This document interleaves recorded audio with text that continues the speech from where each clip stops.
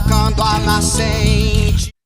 Então, eu nominei minha fala como projeto literário de Conceição Evaristo, porque a gente vê hoje claramente como essa escritora, né, tão já conhecida e reconhecida no Brasil e fora dele, está aí galgando, né, um espaço muito grande, e a gente sabe também que ela quer ser escritora, né, se posiciona como uma escritora militante, uma escritora muito importante nesse cenário, talvez uma das mais importantes escritoras hoje, talvez não, uma das mais importantes escritoras hoje da literatura brasileira, né? A Conceição Evaristo é esta figura linda aqui, né? Ela nasceu em Belo Horizonte, em 1946, né? Viveu a infância numa favela que hoje não existe mais aqui na capital, uma favela chamada Pendura Saia, que depois eles foram desfavelizados, né? Houve uma gentrificação, hoje é um bairro nobre lá, e essas pessoas, aquela história, né? Vendem suas casas para o governo, né?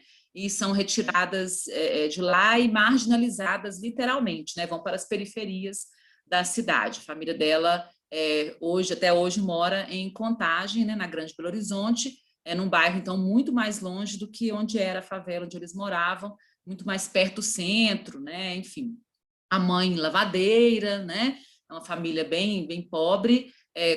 Conceição cresceu ali rodeada de irmãos, né? Vários irmãos e irmãs. Ela foi morar com uma tia e ela começa então a estudar, né? Com essa tia, com esse tio, ela tinha uma condição um pouco melhor e ela sempre gostou muito de estudar, né? Conceição então vai trilhar a sua vida, a sua carreira através de bastante, infelizmente, o racismo cotidiano e estrutural que a gente vive, né? Ela conta um depoimento que depois posso passar para vocês, no Literafro, que é o nosso portal do nosso grupo de pesquisa aqui da UFMG. Ela conta um depoimento de um evento em que nós fizemos aqui em Belo Horizonte em 2009, já eu mostro um pedacinho, em que ela conta como foi a infância nessa escola, a infância pelo racismo, né? A escola já era separada, né, nessa época, é uma escola que fica num bairro importante, Belo Horizonte, para quem conhece, na região da Savassi, né? Até hoje uma escola de uma construção muito bonita, né? Abrigava já uma escola pública, mas abrigava também famílias, né, importantes, muitas celebridades estudaram lá, e já era separado pelo andar, né? Em um andar tinha lá as turmas que competiam e que dançavam, participavam nos eventos, competiam em feiras, né? E no outro andar os alunos mais pobres, os alunos que não mereciam atenção devida da direção e até dos professores, né? Então, ela estuda nesse ambiente, né? Ela já se reconhece negra, tem uma consciência étnica e racial ali muito importante, que vai passar depois para a literatura. É interessante a gente pensar na biografia da escritora, uma escritora que diz que escreve a sua vivência, né? Ela tem um conceito que ela chama de escrevivência, em que ela desenvolve exatamente essa habilidade dela, né? E aí, depois de já adulta, ela se muda para o Rio de Janeiro, onde está radicada até hoje, né? Passa num concurso para o magistério, lá da Prefeitura do Rio, ela deu aula até se aposentar, né, para crianças, se casa, tem uma filha, a Ainá, né? Depois fica viúva, enfim, né? Aí vão outros passos da sua biografia. Conceição sempre participou do movimento negro, né? Ela foi, como eu disse, uma militante, né? Uma pessoa extremamente consciente dessa questão do lugar político que ela ocupa, né? Histórico que ela ocupa nessa sociedade brasileira tão racista, tão segregacionista. E ela começa, então, a escrever, né? Ela publica primeiro numa série chamada Cadernos Negros, que é uma série de uma editora independente, né? Feita pelos autores, financiada pelos próprios autores, um grupo de autores de São Paulo, a Esmeralda Ribeiro, a própria Conceição, também no Rio, a Miriam Alves, outros escritores se juntam e eles se autofinanciam, porque como eles não eram publicados, as editoras grandes, né, só os brancos eram, eles resolvem se autofinanciar, portanto. É uma prática muito recorrente ainda hoje, né? A gente sabe que nós temos um mercado muito interessante de editoras independentes, né? Ganhando jabutis aí, inclusive, mas na época era uma iniciativa muito corajosa. Então aí surge então a série Cadernos Negros, que em 1990 Conceição publica um primeiro poema, né? Essa antologia ela ainda é publicada e sempre no final do ano, e eles alternam, um ano uma antologia de poemas, outro ano antologia de contos. Então, para quem quer conhecer aí poemas e contos afro-brasileiros, negros, né, de escritores negros, pode procurar pela editora Quilomboge, série Cadernos Negros. Depois, então, a Conceição vai publicar sozinha, digamos assim, né, sem ser em antologia, porque ela vai publicar vários poemas e contos em Cadernos Negros, né, são vários, por vários anos, né. Em 2003, ela publica aí Ponciá Vicêncio, seu primeiro romance, é o romance pelo qual eu me encantei, né? Eu conheci em 2004, e sobre ele eu fiz minha dissertação de mestrado. Ponciá é um romance muito intimista e, ao mesmo tempo, muito intenso, muito histórico, muito crítico, muito reflexivo. É a história da protagonista, que dá nome aí ao livro. Há outras capas, viu, gente? Essa capa é a minha favorita, é a primeira, foi publicada pela Masa Edições, né? Conceição, até hoje, mesmo com o sucesso alcançado, ela preza por apoiar as pequenas editoras, as editoras que publicam escritores negros, até pensando naquilo que ela viveu lá no passado, de não ser publicada, né? De tentar publicar com essas editoras, não conseguir, hoje elas querem, estão atrás dela, né? Então, em Ponciá é uma história da protagonista, que é filha e neta, né? De negros que moram numa cidade do interior, a cidade não é denominada, né? E eles vivem, então, essa herança, né, escravocrata. O avô tinha sido escravizado, e essa palavra herança vai ser repetida muitas vezes, o que mostra para a gente que a Conceição vai se firmar muito, como eu disse, na herança histórica e nessa memória coletiva. A Conceição não escreve só uma história com personagens ali aleatórios, não pensados, não é só uma ficção. É uma ficção pensada, né, para carregar uma cultura negra, uma cultura afro-brasileira, uma identidade afro-brasileira e uma memória também dessa escravidão. A Ponciá sai da sua vila onde ela morava, a Vila Vicêncio.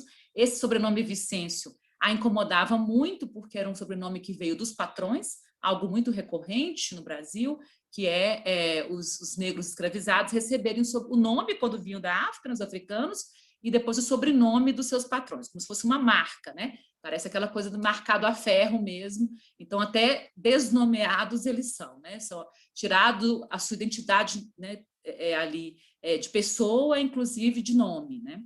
Então, ela não se reconhece nesse sobrenome, ela sabe que o avô viveu, ela carrega isso. Há uma questão assim, espiritual também muito bonita. E essa foto do barro é porque ela trabalhava muito com o barro, né? É uma herança que ela recebe da mãe, a mãe e ela fazem artesanato no barro. Enquanto o pai e o irmão dela trabalham na lavoura, ela e a mãe são artesãs. Algo também muito recorrente, a gente pode lembrar aí do norte de Minas, por exemplo, né? Em que várias mulheres até hoje faz seu artesanato e a gente consegue comprar, né, em diversos lugares aí de Minas Gerais. Aí ela vai para a cidade grande, né, não vou dar todos os spoilers, não, podem ficar tranquilos, mas ela vai para a cidade grande e vai ali encontrar as dificuldades que uma mulher negra sozinha, né, pode encontrar. Ela vai morar em outro lugar de marginalizado, né, que não é mais a vila de ex-escravizados, agora é a favela, e o lugar onde, né, tantos negros vivem e sob, infelizmente, uma pobreza, às vezes, e umas dificuldades muito grandes, né? Você se casa, vai ver dificuldades ali com seu marido, e ela se desencontra da família, né? No meio dessa, eu queria chamar atenção para essa parte, que no meio dessa história toda, né, dela ir para a cidade, a mãe fica lá preocupada, né, o irmão também, aí o irmão vem atrás dela, o sonho do irmão era ser soldado, aí ele vem para a cidade tentar isso também, mas não encontra a irmã, uma série de desencontros. Uma coisa que marca o livro é a viagem que eles fazem da cidadezinha deles, né, para a capital, para a cidade grande, parece uma capital, na verdade não se fala capital, é uma viagem de trem que demora dias e noites, é uma viagem sofrida para eles, né, eles vêm sem recursos, né, a mãe dela, quando vem, né, ela faz uma viagem à procura dos filhos, a mãe não vai nem ao banheiro, porque ela tinha vergonha, tinha medo, né, daquele desconhecido ali. Então, essa viagem remete para a gente a viagem do navio negreiro, né, que trouxe milhares de africanos, né, para o Brasil e para outros países, sobre uma viagem terrível, né, uma viagem que até hoje marca essa nossa história, metaforicamente, essa nossa história de preconceito, né, de racismo aqui no Brasil. Depois, Becos da Memória, embora tenha sido escrito antes de Ponciá, a Conceição lança depois, ela publica em 2006, esta é a primeira capa, hoje há várias também, né? Esses livros são traduzidos para outras línguas, viu, gente? Inglês, espanhol, né? Várias outras línguas têm sido traduzidos. E Becos da Memória já é um livro que tem um pouco de autobiográfico. Essa capa, inclusive, essas fotos, são fotos familiares da Conceição, mais um indício dessa escrevivência, né? De que ela traz mesmo para a obra dela, para os livros dela, essa marca da sua família, essa marca da sua história, né, da sua memória negra, né? Então a gente tem aí vários personagens que ela diz mesmo que foram baseadas em pessoas que ela conheceu na favela onde ela morou, no Pinduraçaia, e Becos é uma história de desfavelização, é uma história de uma favela, assim como a dela, muito parecida, né? Não é um livro autobiográfico, tá? Ela mesma diz que inventa, ela gosta muito de inventar, mas ele parte de coisas que ela viveu, né? Então é muito interessante, mexe muito com a gente, né? Tem uma personagem, a Maria Nova, que parece mais um alter ego assim, da Conceição mesmo, né? Que é uma menina muito esperta, que escrevia, que estudava, e todo mundo conhecia ali na favela, que vai nos narrar, né, as histórias dessas pessoas. Um livro também maravilhoso. E além de prosa, né, porque aí a gente tem romance, né, com Ceará Vicêncio, que é essa narrativa aí mais longa, né, com personagens e tal. A gente tem o Becos da Memória, que também é um romance partindo do autobiográfico, e aí vem a estreia da Conceição solo, né, porque ela já tinha publicado poemas lá em Cadernos Negros, com os poemas, em 2008, que é este livro também de capa belíssima, da editora Malê, Poemas da Recordação e Outros Movimentos, né? Primeiro ele foi publicado por outra editora, mas depois com essa capa aí da editora Malê. É um livro de poemas muito bonito, né? Acho que é um dos livros mais bonitos da Conceição. A Conceição é uma exímia contista, uma exímia poeta, é uma maravilhosa romancista, né? Então a gente pode escolher à vontade, que vai ficar satisfeito com a leitura. São poemas muito marcantes por essa memória, por essa escrevivência, né? E recomendo muito também. Aí depois a gente tem aqui em 2011 um livro de contos, né?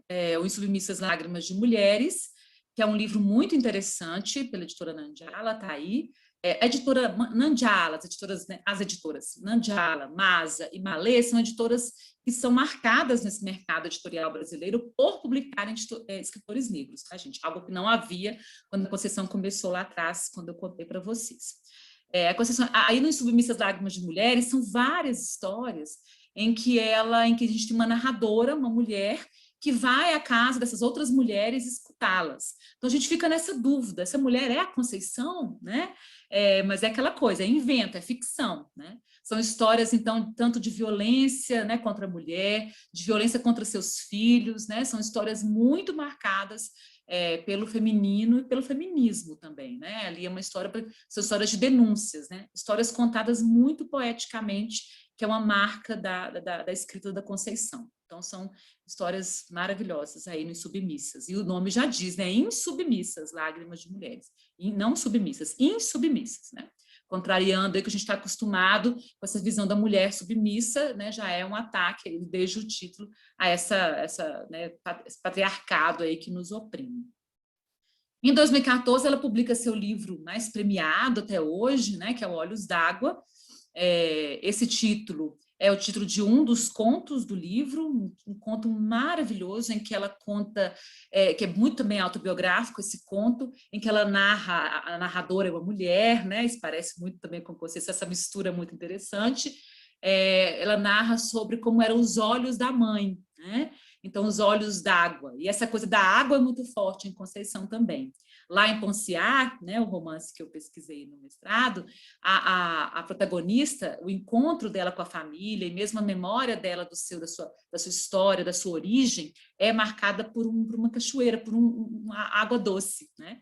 Que a gente pode relembrar Oxum, né? Que é uma orixá que é muito ligada ao feminino, né? E que acompanha Conceição também. Conceição é uma filha de Oxum e ela é muito marcada, ela marca a sua literatura com essa água aí de Oxum. Então, em Olhos d'Água são vários contos, esse conto que eu falei, Olhos d'Água há outros, né, muito, muito marcantes, né? É um livro que merecidíssima premiação, ganhou o Jabuti, que é o prêmio maior da literatura brasileira, e alçou Conceição, então aí ele realmente é um marco na carreira dela, fez com que ela fosse mais reconhecida e mais conhecida, né? Porque Ponciá Vicêncio, por exemplo, foi indicado aos vestibulares, foi aí que a gente começou a conhecer mais Conceição, inclusive da UFMG, quando a gente tinha vestibular, porque indicava livros, né? Então, a UFMG escolheu, e várias universidades escolheram Ponciá Vicêncio na sua lista de livros, que era uma coisa que elevava, né, escritor. Imagina quantos jovens, quantos adolescentes ali do ensino médio, terminando o ensino médio, são obrigados, né, a ler um livro e aí acabam tendo que comprar, os cursinhos fazem aula, né? Eu me lembro que eu fui chamada para várias aulas sobre o livro na época do ano em que o livro foi indicado, né? Aqui em Belo Horizonte foi indicado também o vestibular do Cefet, então alçou também a Conceição, foi muito mais conhecida depois de Ponciá, indicado a essas provas, né? E aí o Olhos d'Água também marca isso. E quando o Ponciá foi indicado, muita gente falava, mas essa literatura é uma literatura panfletária, é uma palavra que muita gente usava, ainda usa, né? Mas muita gente usava na época, né? Quer dizer, é uma literatura só social, como se ela não tivesse qualidade. Gente, isso é muito injusto com Conceição, né? Quem já leu, quem vai ler, sabe disso. Olhos d'Água, aí Olhos d'Água vem para dizer, olha, aí está o prêmio, vocês querem um prêmio, vocês querem um reconhecimento acadêmico, né, de pessoas famosas lá que escolhem os melhores livros do Brasil naquele ano. Então, Olhos d'Água vem para ter essas pessoas que ainda não acreditavam na literatura dela, né? São contos que ela publicou, muitos deles, em Cadernos Negros, que ela reúne, né, reescreve alguns e tal, altera alguma coisa, traz novos contos também em Olhos d'Água, né? Tem um conto, por exemplo, Maria, vou citar aqui, que é muito marcante, né? Eu trabalho em sala de aula com meus alunos e a gente tem reflexões muito importantes com ele. É uma história de uma mãe que trabalha fora, empregada doméstica. As empregadas domésticas são personagens muito marcantes na obra de Conceição, né? São vários livros em que elas aparecem, de pontos de vista diferentes do que apareciam em livros de escritoras brancas, né? Isso é muito importante também de pensar. Nada é melhor ou pior, né, gente? Mas é o ponto de vista mesmo que é diferente. A gente tem, né, essa marca. E aí a Maria, ela trabalha numa casa de família e ela vai, um dia ela tem uma sobra, ela vai trabalhar num dia, um domingo, se não me engano, né, um dia diferente, porque tem uma festa na casa da patroa, a patroa pede para ela ir, e ela volta com alguns restos de comida ali para levar para os seus filhos, a patroa deu para ela e tal, e ela vai de ônibus, né, para sua casa, e aí acontece um assalto no ônibus e ela é violentada, né? Não vou contar mais do que isso, mas é uma crítica assim muito feroz, né, a essa condição dessa mulher negra e pobre na sociedade brasileira. Tem também Ana da Venga, que é um dos contos mais famosos da Conceição. Ana da Venga é uma mulher negra que se apaixona por um traficante, né? O da Venga, ela tem o nome dele porque ela se casa ali com ele e faz muitas reflexões para a gente também. Os contos, as histórias da Conceição, elas não nos trazem coisas muito óbvias, viu, gente? Ela faz uma reflexão de um jeito diferente. Eu falei para vocês que ela escreve com um jeito muito poético, né? O professor Eduardo Duarte, da UFMG, ele chama isso, acho muito interessante o termo, que é brutalismo poético. Que a Conceição ela escreve de um jeito muito fluido, né? Vocês não vão ter dificuldade de ler a linguagem dela, né? Quem não conhece vai saber disso, quem já conhece sabe disso. É uma escrita fluida, uma escrita muito prazerosa, né?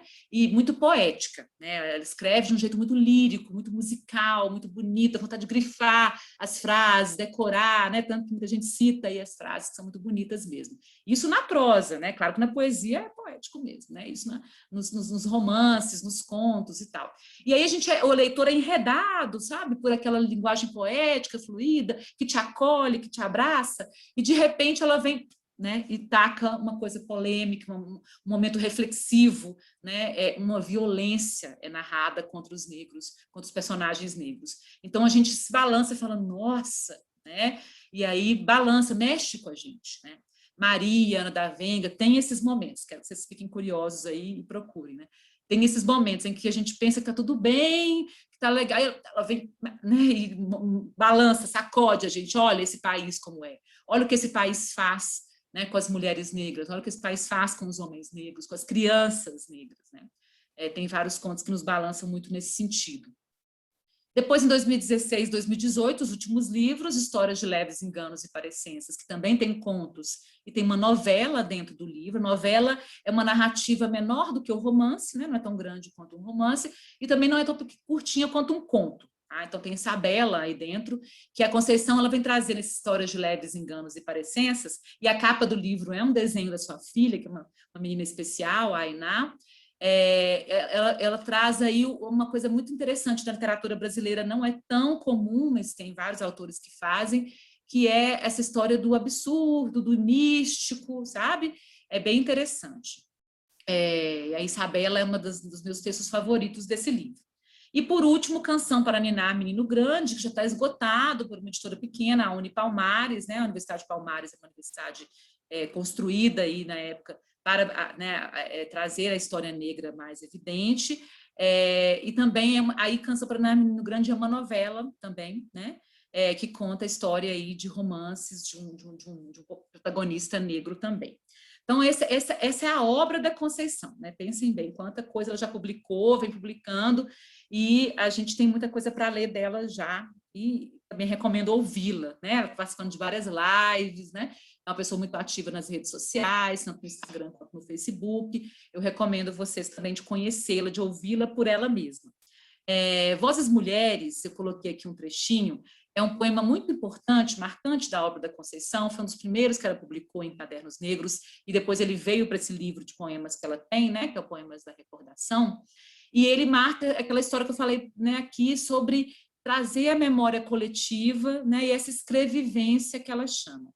Então, começa assim: a voz de minha bisavó ecoou criança nos porões do navio, ecoou lamentos de uma infância perdida. A voz de minha avó ecoou obediência aos brancos donos de tudo. E aí, em cada estrofe, ela vai passar até chegar na filha, né?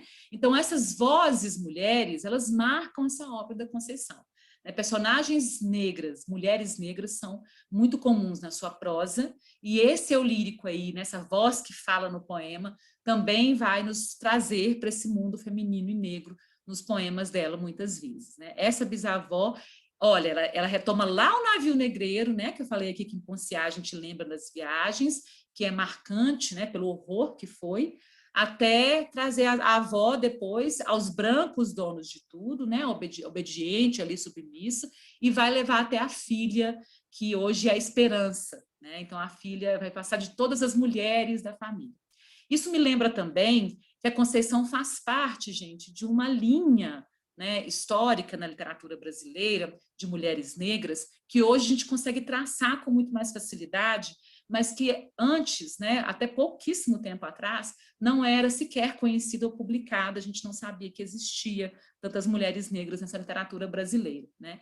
Então, a Conceição recorre também, e ela acaba repercutindo essa voz negra que vem desde a Maria Firmina dos Reis, por exemplo, para quem não conhece, uma maranhense, né, que escreveu o romance Úrsula, lá no século XIX, 1859, pensem só. No século XIX, havia uma mulher negra, professora, no Maranhão, escrevendo um romance. E Úrsula é muito legal, porque ele tem personagens negros que não são igual aos personagens dos outros autores dessa época, que era o romantismo, né? Quem estudou aí já o ensino médio já deve lembrar. Então, diferente lá do José de Alencar, de outros escritores que tratam os personagens negros sempre como pequenos na narrativa, né, e submissos, coitados, as escravizados, né? Vocês terem uma ideia como era a literatura nessa época, o romance A Escrava Isaura, né, que todo mundo já ouviu falar, tem a novela e tal, Célia Santos ficou famosa no mundo inteiro para a novela.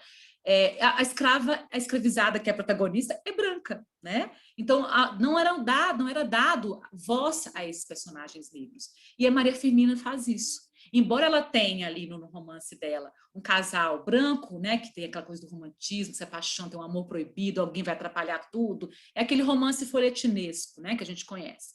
Mas a gente tem personagens negros fortes, muito importantes, a ponto de um deles, o Túlio, arrepio só de lembrar, porque é muito bonita a passagem. O Túlio, ele salva o personagem branco, né? O Túlio era escravizado, ele salva o personagem branco, o Tancredo, que é o mocinho da história. E aí depois o Tancredo alforria, né? Dá de presente para ele a alforria, e diz para ele, e o narrador iguala os dois, né? Os dois são iguais, né? Não é aquela história de preto com alma branca, não, que é racista, né? Pelo contrário, os dois têm a alma boa, né? Eles são boas pessoas, eles são seres humanos e têm seus direitos ali. E aí o Túlio vai contar para a preta Susana, que é a mãe Susana, que é outra escravizada da casa, né? Uma mulher que cozinha e tal, fica aquela figura da mãe preta. Ele chega para Susana e fala: mãe, eu ganhei, né? Mãe, mas não era mãe biológica, né? Susana, eu ganhei a alforria, estou livre, né? E aí ela diz para ele: não, essa liberdade ainda não é, né? A liberdade de verdade. E a gente sabe que foi bem assim mesmo, né? Mesmo com a Lei Áurea, né? Em 1888, mesmo com a princesa Isabel ali proclamando essa lei, a gente sabe que não foi o que aconteceu, que até hoje é marcado, né? Tanto que a gente falou aí das favelas com muito mais pretos e pobres ainda hoje. E aí a preta Susana começa a contar como foi a viagem dela do navio negreiro, né? Então, essa literatura da Maria Firmina, ela vai marcar muito essa literatura afro-brasileira, e a Firmina é a primeira mulher também que publica um romance em língua portuguesa. Depois vai vir outra mulher que vem outras, mas é outra mulher que vai marcar muito a Conceição, que ela fala isso nos depoimentos dela sempre, que é a Carolina Maria de Jesus, né? Então, a Carolina, lá em 1960, publica O Quarto de Despejo, o Diário de uma Favelada, que marcou época, né? Vendeu, foi um best-seller, né? Ela vendeu mais que Jorge Amado, lá em 1960, né? Foi traduzida para 14 idiomas, isso fora os países, né, que foi publicado, mais de 20. Carolina foi um fenômeno, né? Ela saiu da favela famosa pelo seu quarto despejo. Depois ficou esquecida, né? Mas nesse momento, e agora vem sendo relembrada, felizmente, mas nesse momento ela foi muito famosa. E a Conceição e a mãe dela leram Carolina na época que ela publicou. E Conceição diz o tanto que isso marcou, quer dizer, ela via ali a história da representatividade, né?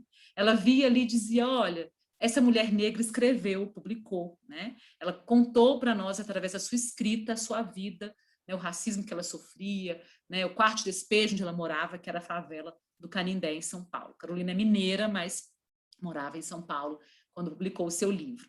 Então, a Conceição é muito marcada. Então, olha a importância, né, da gente ter esse fio condutor aí, né? A Maria Firmina, a Carolina, essas vozes mulheres que vão emergindo na literatura brasileira, e hoje são muitas, né? Além de Conceição, a gente tem também a Cristiane Sobral, uma poeta lá de Brasília.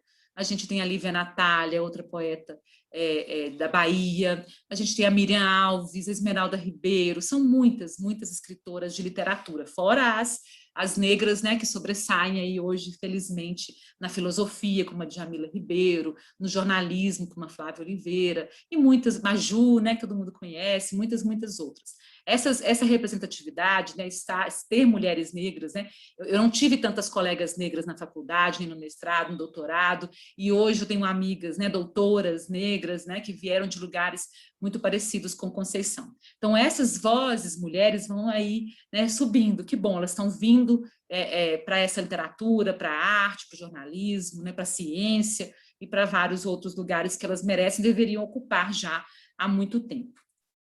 E aí, nesse último slide, eu coloquei um trechinho desse depoimento que eu citei há pouco, da Conceição, nesse colóquio, né, sobre as escritoras mineiras aqui em Belo Horizonte. Ela disse, era um depoimento bem biográfico, né? Ela contava sobre a vida dela, conta sobre a infância e tudo, isso tudo está lá no nosso site, no portal Literafro, só colocar no Google Literafro, que vocês vão achar. Lá nós temos vários escritores negros, né, elencados por ordem alfabética, tem os verbetes sobre eles, tem sempre a fotinha deles, a biografia e alguns textos literários, né, alguns trechos que eles autorizaram, tá, gente, lá, e textos sobre eles também. Então, um trabalho aí de mais de 10 anos que esse nosso grupo, o NEA, da UFMG, faz, e que pode auxiliar professores, pode auxiliar os leitores todos, eu recomendo muito. Então, lá ela diz assim: a escrita pode eternizar o efêmero. Olha que frase bonita, né? Efêmero é aquilo que passa, né? Acabou. E a escrita, ela vem e eterniza, né? Ela congela ali para nós esses momentos, né, que passariam, né, assim, de forma efêmera, né, passageira. Nesse sentido, o que a minha memória escreveu em mim e sobre mim, mesmo que toda a paisagem externa tenha sofrido uma profunda transformação, as lembranças, mesmo que esfiapadas, sobrevivem. Então, olha que bonito, a literatura consegue eternizar esses momentos que passariam, né? Mesmo que a memória seja traiçoeira, né? Porque a gente lembra assim, algumas coisas, e aí o escritor é interessante porque ele une a memória e reescreve, né? Aquele momento da forma como ele pensou, como ele sentiu. E na tentativa de recompor esse tecido esgarçado ao longo do tempo, eu escrevo. Então, essa é a maneira dela recompor esse tecido que vai se esgarçando com o tempo. E como a memória é também vítima do esquecimento, invento. Então, a gente tem que se permitir, enquanto leitores, passar por essa invenção que esses escritores, como Conceição, fazem. Escrevo, deponho. Então, ela confessa aí que são depoimentos, né? Um depoimento em que as imagens se confundem. Um eu agora a puxar um eu menina pelas ruas de Belo Horizonte. Então, Becos da Memória, por exemplo, é exatamente isso que ela está narrando aí. E como a escrita e o viver se confundem, né? Eles se confundem e se fundem, a escrevivência é isso, né? A escrita e o viver se misturando, se fundindo. Sigo eu nessa escrevivência. Olha que bonito esse termo, né? Para marcar essa literatura que tantos escritores negros e mulheres negras fazem, né? Mas alguém pode perguntar, mas Aline, você não acha que também o autor pode escrever Castro Alves, né? Vamos pensar no Castro Alves, um escritor branco lá na Bahia, que lá no século XIX falou sobre os negros. Sim, né? A obra dele, quem não gosta de Navio Negreiro, ouvir declamar Navio Negreiro ou Vozes da África, são poemas muito bonitos, mas são poemas escritos sobre o negro, né? E não pelos negros. Então é essa a diferença. Quando a gente lê Conceição Evaristo, quando a gente lê Carolina de Jesus, é alguém dizendo de dentro, né? Trazendo essa memória e essa escrevivência. Então, essa é a diferença. A Carolina fez tanto sucesso porque a favela, que era algo, né, relativamente novo ali, que ninguém queria saber do que se tratava, ela conta de dentro. Ela vai lá e diz, olha, hoje eu catei papel, hoje eu não tenho o que comer, a fome é escancarada lá no livro, né? E lembrando que Carolina não tem só esse livro, não, a gente tem outros muitos, ela escreveu poemas, escreveu peças de teatro, ela gravou um disco de samba, então Carolina também vai muito além, mas Quarto de Despejo marca essa trajetória dela, até hoje é publicado, né, pela editora Ática, vocês encontram aí facilmente, e é um diário que todo cidadão brasileiro deve ler, para entender escritores como a Conceição Evaristo, né? Então, esse legado da Carolina, da Maria Firmina, vem passando para essas escritoras e a gente tem essa literatura tão importante, tão marcante, que é essa literatura de uma escritora como ela.